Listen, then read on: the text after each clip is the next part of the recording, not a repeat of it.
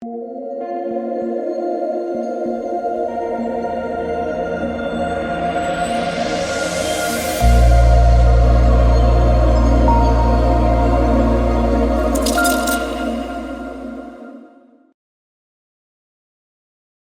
are back for Thursday Night Football. We got the Denver Broncos and the Kansas City Chiefs. Welcome, guys. My name is DK. We're breaking down the Showdown slate $1 million up top on Draftkings in this video. I also make content for NBA DFS, currently covering the NBA preseason. It's been an amazing start to the NBA preseason. If you guys are playing preseason DFS, you can check out my videos on my channel. And then cover content for player prop sites like PrizePicks, Underdog, and Parlay Play. Guys, if you're not on Parlay Play, you can use the link down below for a $100 deposit match bonus or the code DKDFS. You can win up to 75x your money. It's a player prop site. They have basically all the sports you can think of, and they do have a lot of props up already for Thursday and some props already up for the full week Sunday. So if you guys are interested, again, link is down below. And let's take a look at the total in this game. So right now you're looking at the OddsJam Sportsbook screen. Average odds here is about 47.5. So there's obviously some points expected to be scored in this one. However, most of the points are expected to be coming from one side. If we take a look at the spread, the Kansas City Chiefs are about 10.5 point favorites at home. And to be honest, I honestly thought it would be a little bit higher. I thought the Chiefs would be like 2 touchdown favorites. So if I was betting on this game, I probably would lean the Chiefs. But so let's get into the player-by-player breakdown.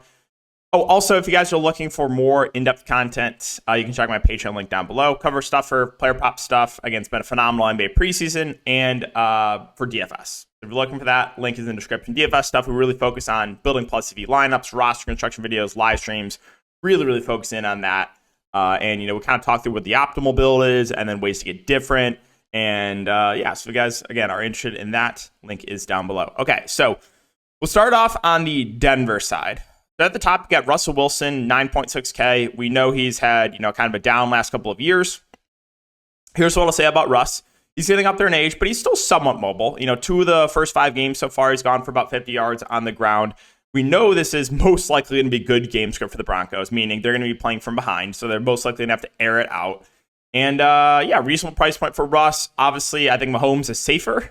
But, Russ is coming in at a pretty nice discount, right? Almost like, $3,000 or so? A little over 3,000. So, like the ceiling there, or like the price on Russ, and I do think he still does have a ceiling, especially in a game that they should be playing from behind.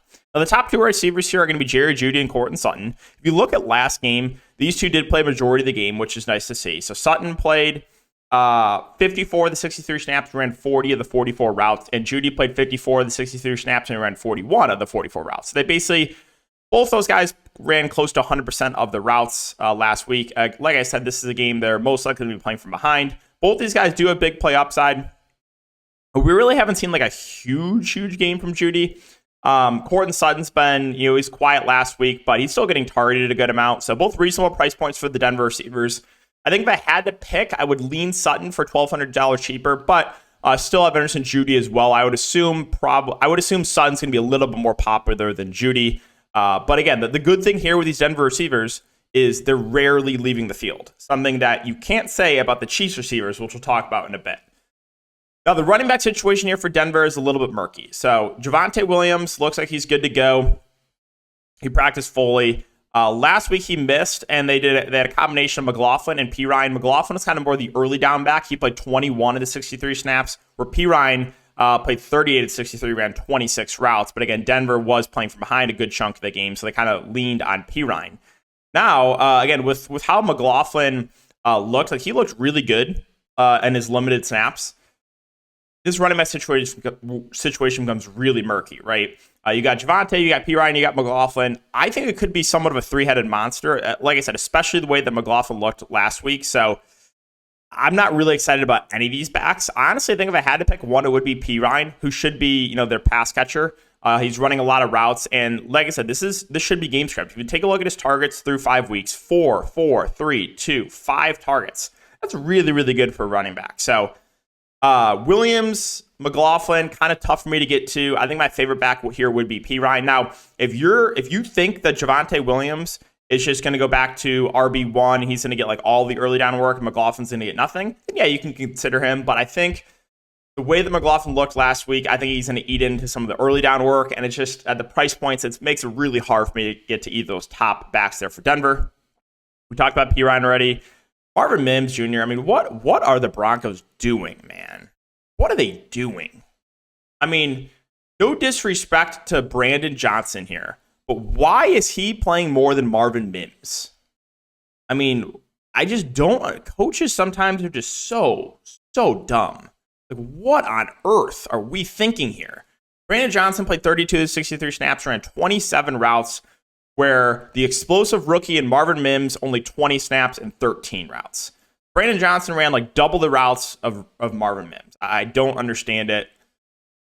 Marvin Mims is 4'6". I mean, he's not out of play, but he feels a little bit overpriced for his role right now. Again, it's really tilting. I mean, he's not playing a ton of snaps, but he's being super productive when he's out there. And a team that's bad, it literally just makes absolutely no sense to play a rookie. Right? It makes absolutely, if the Broncos were like 5-0 or something, then okay, I get it a little bit more of, trying to ease into your rookie. They're awful. Play him. It's just so dumb, right? Like, it makes absolutely no sense. Will Lutz will be a low-owned option there as the Denver kicker since they're pretty big underdogs. Still viable for tournaments. Broncos defense, I mean, hey, any team can throw a pick six. I have a tough time clicking them, though. They will be very low-owned, I will say that. Now, a value play I think is pretty good. It's going to be Adam Troutman here for Denver. So he's operating as our tight end one. Greg Dulcich is on the IR. When did he go down? So he went down in week 1. Hold on. Okay, so he could technically return, but it doesn't sound like he will. We'll keep an eye on this. Okay.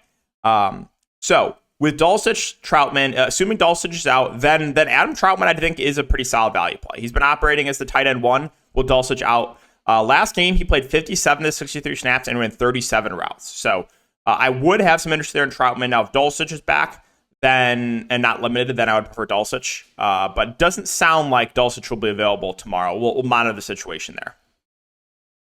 And then we mentioned Brandon Johnson. I mean, he's out-snapping Marvin Mims right now. He's 1.2K, and he's playing a good chunk of the game, right?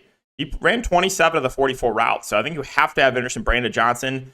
It's idiotic from the Denver coaching staff to play him more than Mims, but he is right now. He just is. So I think you have to have consideration in Brandon Johnson. Wide receiver 5, Lil Jordan Humphrey, 8 snaps, 4 routes. Kind of tough for me to get there. Not really looking to any of the backup tight ends. Whatever a Nate Adkins is, played 7 snaps. Chris Manhurst, more the blocker, played 15 snaps.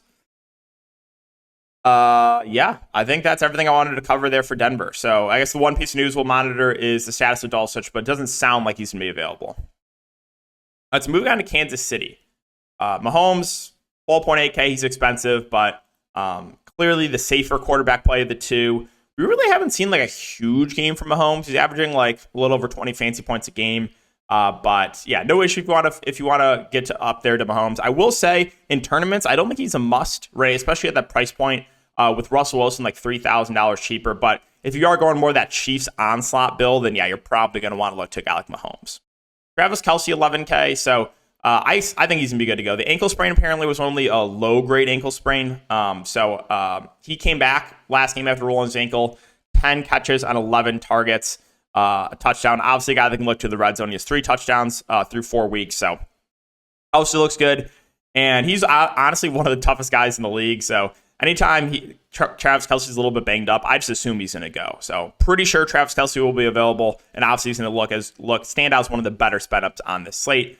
Isaiah Pacheco's 9.4K, so he's been the early down guy. Now, he is still running a little bit he's still running some routes, too, for the Chiefs. So if we take a look at last week against the Minnesota Vikings, it was a competitive game. Pacheco played 39 of the 66 snaps, ran 12 routes. So, yeah, I mean, he's still their clear RB1. You will have McKinnon and CH mix in a little bit, but I have no issue with Pacheco. I think, again, if you're going with that kind of Chiefs onslaught build, he would be a guy that would make sense, would get more carries if, the Chiefs are up by a couple scores. So, yeah, do like Pacheco. Don't think he's a must-play at that price point, but is a guy that if you're going for that onslaught build, makes a lot of sense. Now, the price point here in Rashee Rice, I do like Rashee Rice. I think he's a talented wide receiver, but I have a tough time paying 6.4K for him with his role right now. Now, he's arguably, he's kind of like a Kadarius Toney of he's not running a ton of routes, but he's getting targeted a ton out there.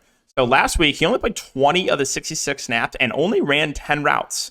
Only 10 routes for Rashee Rice. He got targeted 5 times, though, on those routes and had a touchdown. But at 6.4K, with the playing time right now, it kind of feels like a fish play, especially if he's going to get, decent ownership. So for me, I'm most likely going to fade. Again, if he's running 10 routes at 6.4K, I have a really hard time clicking that. Chiefs defense is 5-6.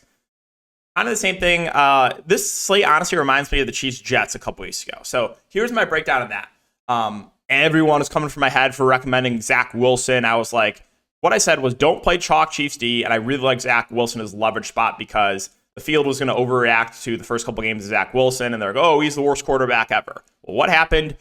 50+% of people clicked Chiefs defense. They were severely punished. No one clicked Zach Wilson. He absolutely smashed. And I'm not saying that's going to happen tomorrow.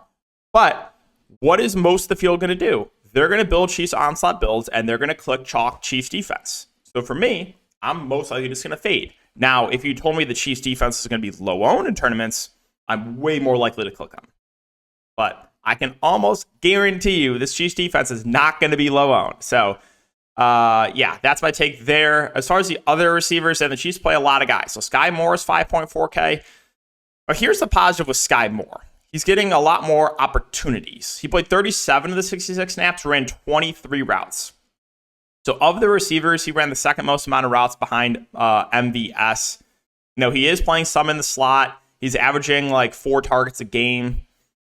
Still don't love the price point, but he's playable. McKinnon is 5.2. It feels a little bit pricey for his role as well. Now, what I will say about McKinnon is he does come in close to the red zone. Like the Chiefs, we know they troll in the red zone all the time. They just run those like trick plays. And McKinnon's a guy they bring in a lot near the red zone. So 18 snaps, 12 routes, obviously more their pass catcher. I think he's a bit overpriced, but not out of play. Harrison Buckner is going to be a very popular play, especially with the Chiefs being big favorites. I think he's safe.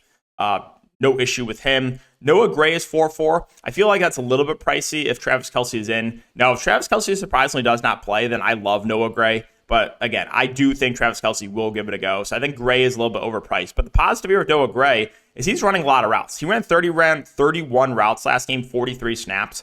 Now, again, Travis Kelce was banged up a bit and did miss snaps. So I think the snaps will go down a little bit for Noah Gray. But he is out there still a fair amount. Now, Kadarius Toney's 4K. His snaps went up finally. So Kadarius Toney last week played 25 snaps, ran 17 routes. So he ran almost double the amount of routes of Rashee Rice and is a lot cheaper. So if I'm going to target one of these kind of like gadget receivers for the Chiefs, slot guys moving, all over the field, I'm going to prefer Toney to Rashee Rice. 4K, if he plays similar snaps as last game, I think he's a very interesting play. MVS, he looks like complete dust, man. The one thing I will say about MVS is he is playing the most snaps right now of his Chiefs receivers. He ran 30 of the 44 routes. He still is the guy that is running those deep routes as well. So anytime MVS is on a slate, he can go for like a 50-yard touchdown. So that is the one positive I will say about him. Justin Watson is 2.2K. He tied for Sky Moore at the second most amount of routes. Reasonable price point for him. It's much easier to get to him than some of the other Chiefs receivers that we talked about just because he's way, way cheaper. And he's having similar, if not more, opportunities than a lot of the guys we've already talked about. So Watson, again, 29 snaps, 23 routes. He's still running a fair amount of routes and is cheap. CEH is 1K. He'll most likely get somewhere around, 3 to 5 touches tomorrow. I think he would be a guy I would look to more in the onslaught build if you're going like a 5-1 Chiefs onslaught and maybe the Chiefs are up like 3 touchdowns in the fourth. Then most likely CEH is going to be getting some carries there at the end of the game. So I think he's more of a guy I look to there in those type of builds. Justin Ross is $600. He did have 2 catches on 4 targets. Look at this. 2 catches on 4 targets. Only 6 routes. Of the 6 routes that he ran, he got targeted 4 times. Just a dart throw in large field tournaments. And I think that was it. Blake Bell is the tight end 3, $200. So last week, Blake Bell did play a little bit more with Kelce going to the locker room. 20 snaps, 7 routes. But really, again, just a milli maker type play. I think that's it, though, for the Chiefs. So, as I said, the popular build tomorrow, obviously, is going to be the Chiefs onslaught. And that is, what is the most likely scenario tomorrow is, the Chiefs blow out the Broncos. But, we have to think about it. What if the Broncos keep it competitive? And this is an interesting slate because even though the Chiefs are really big favorites, they rotate a lot of guys. They're going to play 3 backs. They're going to play 3 tight ends. They're going to play 6 wide receivers. So, going, maybe a bit overweight to Denver, I think could make some sense in tournaments if you think Denver can keep this game remotely competitive. All right, guys, so that's going to do it for the video. As always, if you do enjoy, make sure to like, subscribe, hit the notification bell, and we'll see you guys all in the next one.